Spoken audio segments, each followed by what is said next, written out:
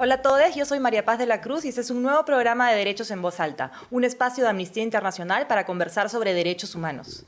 Como sabemos, tanto en Perú como en América Latina, estamos viviendo una serie de retrocesos en los derechos de las mujeres y diversidades, y además los grupos antiderechos y conservadores están ganando o tomando fuerza, ¿no?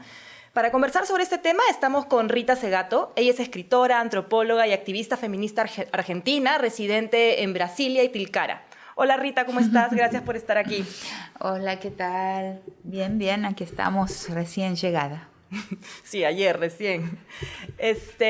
Rita está acá, además, no les he comentado, invitada por Iviascani para un encuentro de mujeres creadoras performáticas, pero en esta oportunidad estamos conversando con Amnistía sobre estos temas y retrocesos en derechos, ¿no?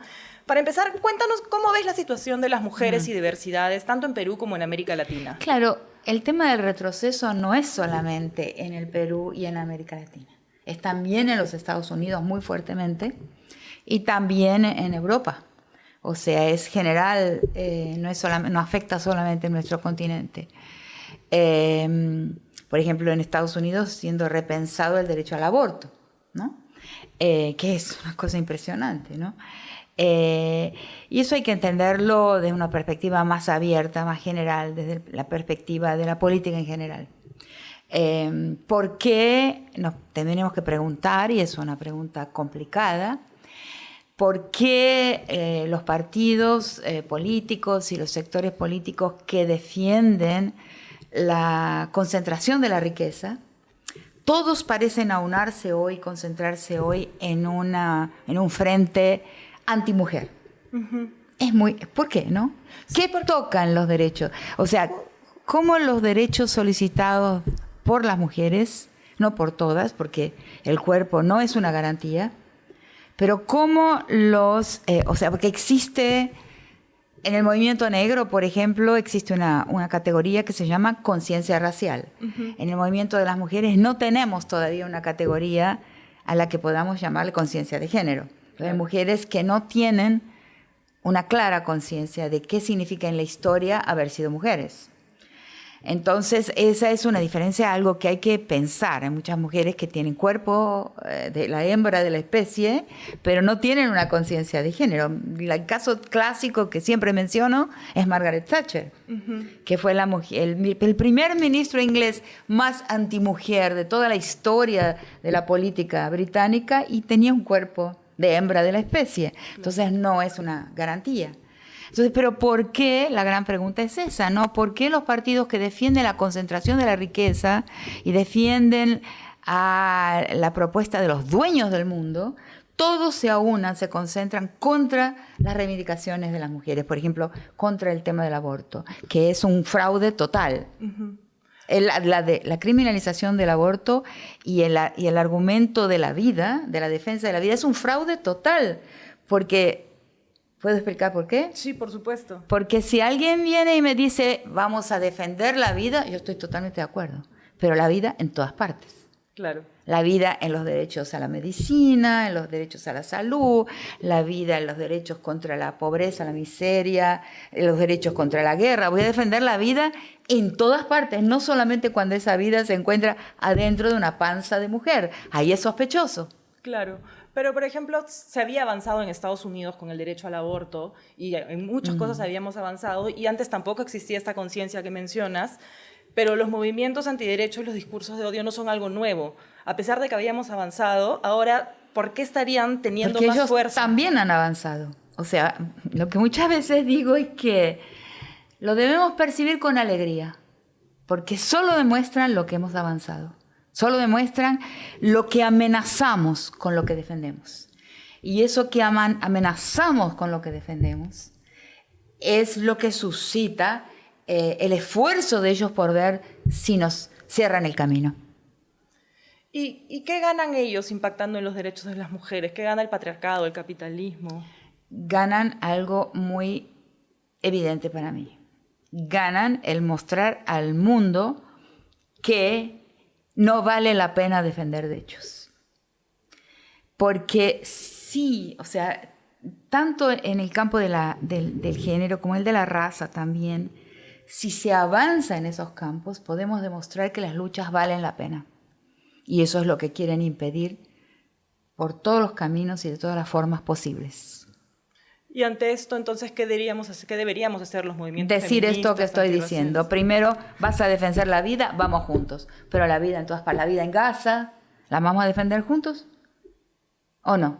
Entonces, si la vida la estás defendiendo solo en un lugar, después que sale de ahí, encuentra un agujerito y sale y ahí que se muera, estás mintiendo. Hay que decirlo. Yo creo mucho en la palabra. Y dentro de los grupos feministas también que nos estamos buscando y que tenemos que defender, ¿qué piensas de esta idea, por ejemplo, que definitivamente nos debilita, impulsada también por los grupos TERF o transexcluyentes, de que las mujeres trans no forman parte del movimiento feminista? Es la estupidez más grande que he escuchado en mi vida. Y lo siento mucho que está en algunas feministas que son inclusive más viejas que yo. No puede ser. Tiene que darse cuenta que uno de los grandes pasos del feminismo fue la que entendió que tenía que criticar el determinismo biológico. Eso fue uno de los grandes momentos de la historia de nuestro movimiento. O sea, mostrarle al mundo que el determinismo biológico tenía que caer, inclusive en la determinación de la sexualidad y de otros, de los roles, de todo lo que quieras. Y además, otra cosa que quienes estamos en la perspectiva decolonial, sabemos que el determinismo biológico no estuvo ahí siempre. En los pueblos indígenas, por ejemplo, la transitividad de género, o en el mundo, por ejemplo, de las tradiciones africanas en Brasil y en el Nuevo Mundo en general, la transitividad de género estuvo abierta siempre hasta que llega el periodo conquistador colonial. Cuando llega la conquista y la colonización, ahí se impone el determinismo biológico. Hay pruebas de eso, en mis artículos lo he citado mucho. Un gran estudioso, justamente peruano, Giuseppe Campuzano, tiene un nombre italiano, pero era peruanísimo, ya fallecido. Él muestra las cédulas coloniales con los castigos que esas cédulas imponen al indio que se vista de india y a la india que se vista de indio. Eso está en los documentos de la colonia. Ellos binarizan el mundo e imponen el determinismo biológico. Y la raza también es lo mismo. Es una imposición del determinismo biológico, de una posición a los vencidos que los biologizó. Y les impuso una visión racial que antes no existía. Eso también es un peruano que lo ha mostrado, es un determinismo, que fue Aníbal Quijano. Igual es histórico, sistemático, colonial, o sea, todo esto. Total. Para romper con eso tenemos que... Sí, los antropólogos mucho antes de la antropología clásica ha mostrado que en el mundo indígena había casamientos del mismo cuerpo, por ejemplo. No es ningún invento reciente. O sea, pero muestra por parte de ciertos feminismos una ignorancia imperdonable. ¿Y cuál es el riesgo de que esto siga avanzando, por ejemplo? O sea, yo creo en nuestro movimiento, el movimiento feminista, en que sea plural. Yo quiero que el mundo sea plural. Mi meta histórica es un mundo sin hegemonías y un movimiento feminista donde nadie mande a los demás lo que debe y lo que no debe hacer. Entonces son grupos que han surgido siempre dentro del movimiento de algunas posiciones que quieren dominar el movimiento, verticalizarlo. Y este movimiento nunca será vertical, nunca. Quería comentar también sobre un caso, lamentablemente, que es emblemático ahora, que hemos sido testigos del caso de violencia sexual, que es el caso de Gisèle Pelicot en Francia, ¿no? A quien su marido, Dominique Pelicot, para quienes no lo conocen, drogó durante casi una década y reclutó a más de 80 hombres para que la violaran, ¿no? Entonces, quería un poco que nos puedas comentar sobre este caso, de la manera en que se está llevando el juicio, además, porque alrededor de esto se habla mucho de las visibilidades de las víctimas. Entonces, quería si podías compartirnos una reflexión al respecto. Sí, para mí comprueba algo que está en lo que he dicho a partir de mi libro, Las estructuras elementales de la violencia, y es que el pacto entre hombres, o sea, que para un hombre no existe nada más importante que otro hombre. Entonces, lo que muestra la escena que ese hombre preparó, que según ha dicho que es una venganza contra una infidelidad de la mujer, yo creo que últimamente he venido a pensar que, por ejemplo, que hay una envidia, o sea, que muchos feminismos son hechos por envidia de algo que las mujeres tenemos y los hombres no. Algunos sí, ¿no? Porque, como digo, no creo en el determinismo biológico, pero En general los hombres no pueden acceder a ciertas formas de relacionalidad, de alegría, de espontaneidad que las mujeres sí podemos, de intimidad rápida, ¿no? Que las mujeres sí podemos. Entonces hay como una envidia de la posición femenina. En eso yo lo llamo el error de Freud. No hay una envidia del falo, hay una envidia de otra cosa. Entonces, en este caso, este hombre demuestra que son mucho más importantes para él los otros hombres y la manera en que los otros hombres lo pueden ver y apreciar que su propia mujer. Tiene que ver con lo que llamo, primero en mis primeros textos le llamo la fratría o le llamo la cofradía masculina, ¿no? La alianza. Y hoy le llamo la corporación. La unión, la alianza masculina tiene una estructura corporativa. ¿Y cómo debería ser el rol entonces de las masculinidades o nuevas masculinidades en este contexto? Porque se habla mucho de los desafíos de las mujeres y de las diversidades, pero ¿y cuál es el rol de las masculinidades? Además, eso está sucediendo, ¿no? Los hombres tomar conciencia de cómo se han ido agravando ciertas características del ser masculino. Y ciertas metas del ser masculino, en la defensa de algo concebido como un estatus, una posición social, un prestigio de la masculinidad. Muchos hombres, yo tengo hombres que me saludan y me agradecen por la calle, y lo más curioso es que son de diversas edades, no son solo jóvenes. Gracias, Rita Segato, abajo el mandato de masculinidad. Quedé perpleja cuando empezó a pasar, pero ahora es bastante usual. O sea, me sucede, y a veces hombres de mucha edad, que por diversas razones, porque es una esclavitud, ellos son víctimas también de lo que se les ha impuesto, de la búsqueda de las señales de que pertenecen a la cofradía o a la corporación masculina. Lo que tienen que sacrificar es mucho. ¿Y si ves un cambio en las nuevas generaciones? Sí, veo muchos caminos, pero que hay un cambio, sí hay. Rita, ¿realmente el feminismo salvará al pueblo?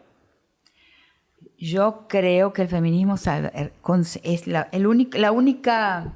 No me gusta la palabra revolución porque todas las revoluciones han fracasado, a partir de la francesa, que terminó en 3 reinados. Han sido victoriosas en derrocar lo que había, pero no en construir un nuevo camino histórico. Lo único que todavía no hemos probado es si las mujeres podemos hacerlo, y yo creo que sí.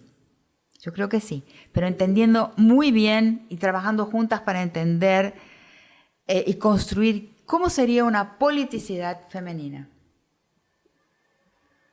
¿Cómo sería? Es un trabajo colectivo pensarlo. Justo hablando de politicidad y políticas, en el caso peruano, por ejemplo, nos estamos enfrentando al riesgo de una posible fusión entre el Ministerio de la Mujer y Poblaciones Vulnerables y el Ministerio de Desarrollo e Inclusión Social. Porque el cuerpo no es una garantía. O sea, alguien puede tener un cuerpo de mujer y no tener ninguna conciencia de lo que es la historia de las mujeres y la politicidad de las mujeres, que es otra cosa. Entonces, el cuerpo no ofrece esa garantía. Ese es el error inclusive de los feminismos antitrans, que piensan que el cuerpo ofrece una garantía de una posición y una meta histórica, y yo creo que no es por ahí. O sea, creo que entiendo muy poco de la política peruana. Creo que es uno de los países más difíciles de comprender de todos, porque ha intentado tantas cosas y ha fracasado en los intentos que ha hecho por la construcción de un camino histórico que pueda conducir hacia otro horizonte. Solo que no, y en este momento presente, por lo que veo, hay un retraso, hay un camino hacia atrás. Pero ¿quién soy yo para dar esa opinión? Pero y para reducir estas brechas, ¿se necesitan políticas, recomendaciones al Estado, a la sociedad en general?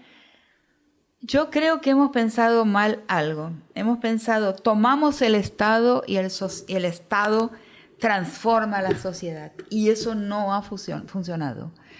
Es cambiando la sociedad, y eso se hace cuerpo a cuerpo, con los pies en la tierra, en un arraigo local, un arraigo en el paisaje, un arraigo en la propia historia, en la sociedad que se podrá transformar nuestros estados que están mal fundados. Una de las cosas que pienso es que los estados latinoamericanos tienen un error de fundación. Entonces, no es el Estado que va a transformar la sociedad, porque no lo ha hecho hasta ahora, en ningún lugar, sino la sociedad es una política de transformación de las relaciones sociales. Eso va a conseguir, pienso, transformar la gestión estatal. Es al revés el camino. Una última pregunta. Sí. Sí, claro. Una última pregunta. ¿Crees que es importante o fundamental, algo de lo que se habla mucho en derechos humanos, poder diferenciar igualdad de equidad y justicia? Sí, claro. Pero antes que nada tenemos que pensar, claro, la ley, tanto en el discurso de los derechos humanos como también las leyes nacionales, solo consigue incidir en la vida de las personas si primero alcanza una eficacia simbólica. O sea, si primero alcanza a modificar si no modifica las conciencias, y la prueba es el aborto, que nunca convenció a nadie, porque hasta las sobrinas de obispos practican un aborto cuando lo necesitan. O sea, hay una ley del aborto que tiene casi 100 años en nuestros países en general. Pero nunca convenció a nadie. Si la ley no convence, si la ley no transforma a cada persona, a cada mujer, porque estamos hablando de las mujeres, en un juez, en alguien que puede levantar un dedo y apuntar a alguien diciendo, estás haciendo esto, que es un crimen. Si cada individuo, si cada sujeto o sujeta de una sociedad no es juez de la vida, la ley no tiene vigencia, por más bonitos nombres que consigamos colocar. Tengo una fe jurídica no muy fuerte, y menos hoy. Menos con lo que está pasando en Palestina, lo que está pasando en Medio Oriente. Y me prometí a mí misma nunca hablar en público ni volver a dar ninguna entrevista sin hablar de Gaza. Importante. Demuestra algo muy importante. Demuestra que no existe Estado de Derecho. No hay Estado de Derecho. Inclusive que estamos todos y todas las personas, todos los pueblos y las naciones en peligro. Porque el único derecho que hay hoy es el derecho del poder de muerte. Quien tiene el poder de muerte, no hay quien lo pare. Entonces, toda la cuestión jurídica tiene que ser pensada a partir de Gaza. Es un parteaguas en la historia.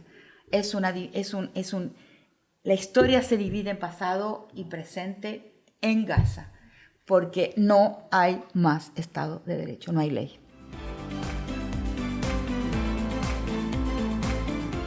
Ping Pong. con Rita Segato. patriarcado. A la mierda. ¿Qué voy a hacer? Soy argentina. Está muy bien. Feminismo. Repensándose. Deconstrucción. Obligatoria. Diversidades.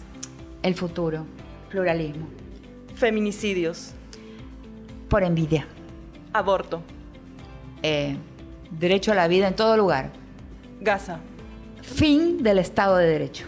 Antiderechos. Los derechos solamente si son un discurso eficaz. Eficacia simbólica del derecho antes. Muchísimas gracias, Rita, por acompañarnos en este espacio. En verdad ha sido un lujo. Bueno. Si te gustó este programa, compártelo. Pero antes de irnos, te dejamos 3 maneras de sumarte al movimiento y tomar acción por los derechos humanos. Firma aquí nuestra petición para exigir un sistema de búsqueda especializado para mujeres desaparecidas que tome en cuenta el mayor riesgo en el que se encuentran. Firma aquí nuestra petición para exigir la despenalización del aborto en todos los casos de embarazo infantil y violación sexual. Y firma aquí para pedir verdad, justicia y reparación para todas las víctimas de la represión durante las protestas iniciadas en diciembre del 2022. Muchas gracias y nos vemos pronto para seguir hablando de derechos humanos en voz alta.